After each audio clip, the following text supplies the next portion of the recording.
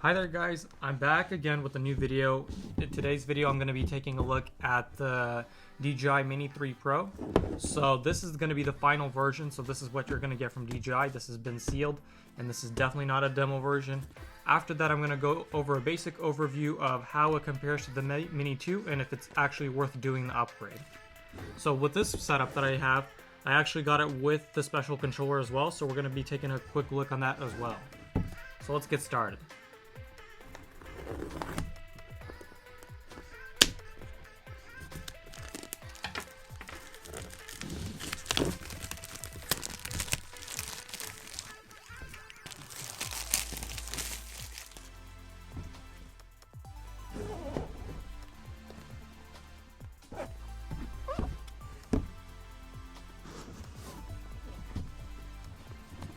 Oh, there's another seal right here. Okay, let's see what's in here. So out of the box, as you can see, here's the drone, and it's fully wrapped. And it does have the battery in it already, so let's go ahead and open that up. Same exact pad as other DJI products. And there we are. It looks pretty sick, not gonna lie. Definitely quite a bit bigger in comparison to the Mini 2. And then look at that, guys.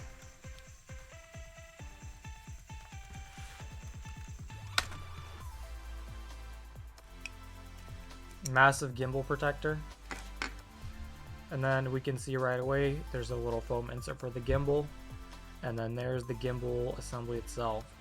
Very new, unique design. DJI hasn't had a design like this.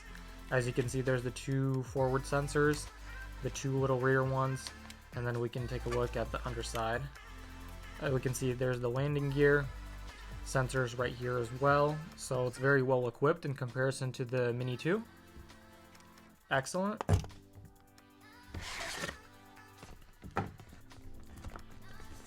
And now we can take a look at the new controller as well. Fully sealed as well.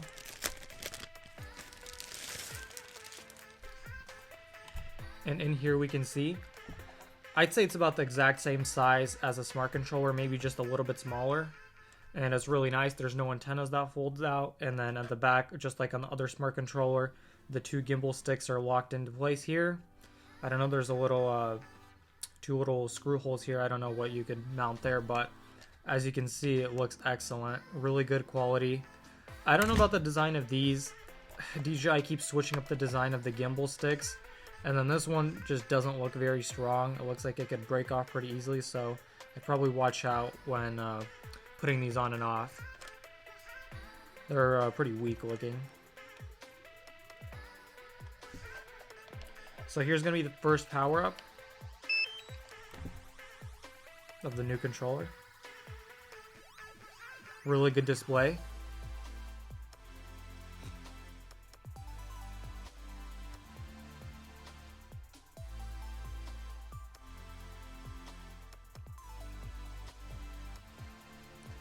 And as we can see, I can start setting up the controller for a test flight. Okay, let's see what else is here in the box.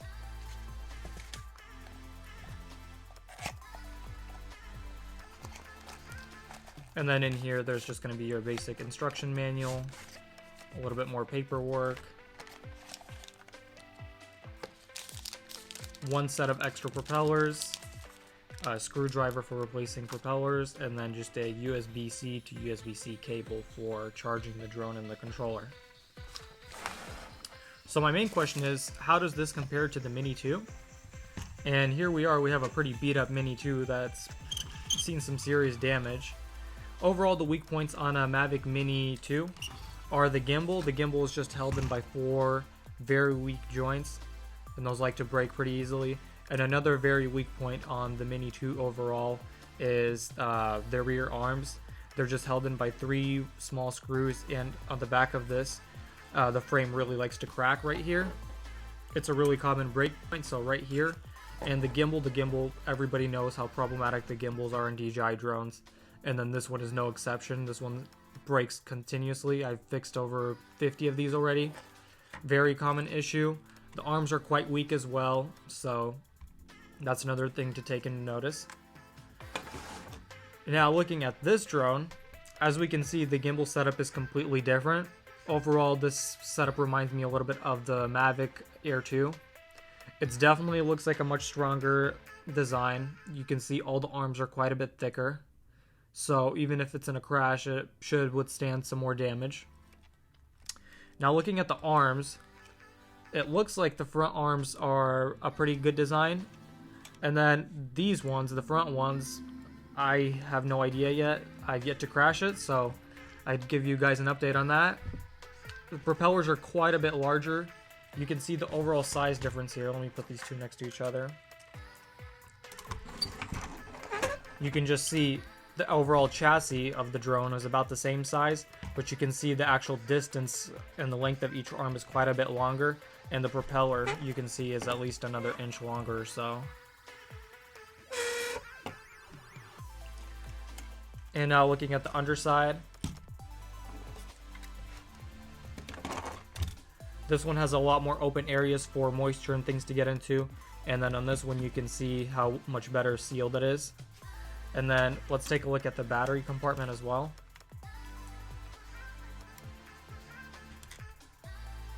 So it looks like on this drone, to take out the battery, you push these two tabs and you just pull it out. And you can see they basically incorporated the rear cover for the battery and the whole battery together. Versus on the Mini 2, you can see there's a little back cover that you open up and then you take out the battery. You can see the size difference. The battery is much smaller on the Mini 2.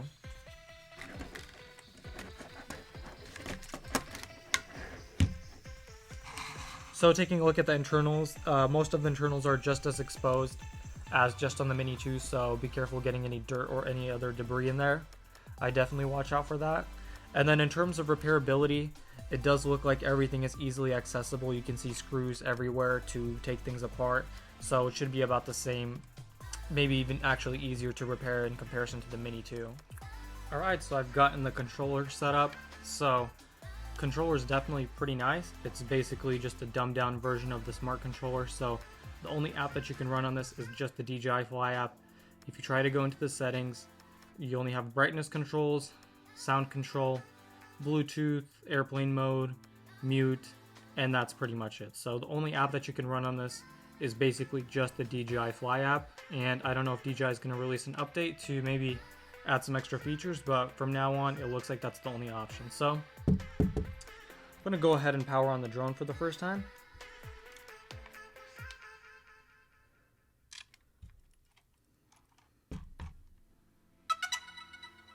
And does have the new noise as well that the Mavic 3 has.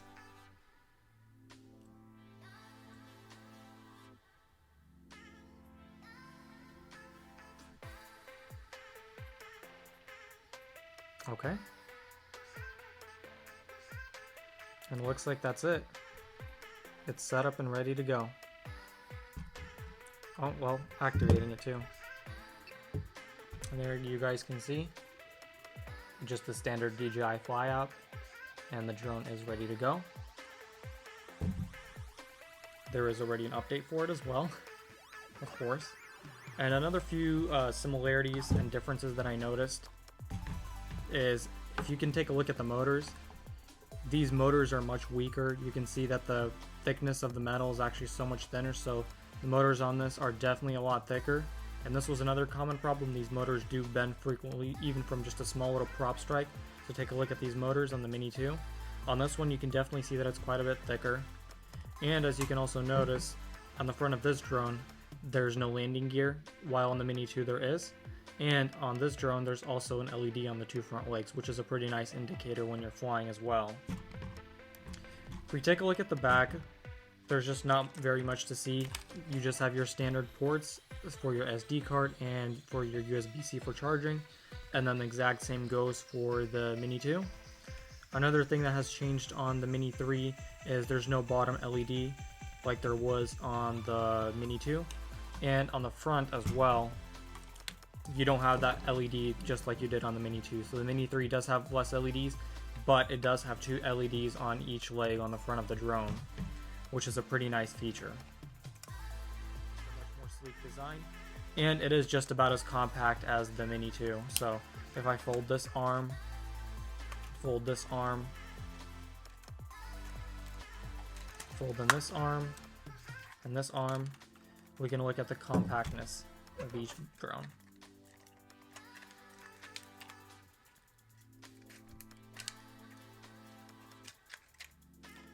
Well, this one suffered a little too much damage, so the arm doesn't really want to fold, but if you take a look at both of these, you can see they're about the same size. Maybe this one is just a little bit bigger.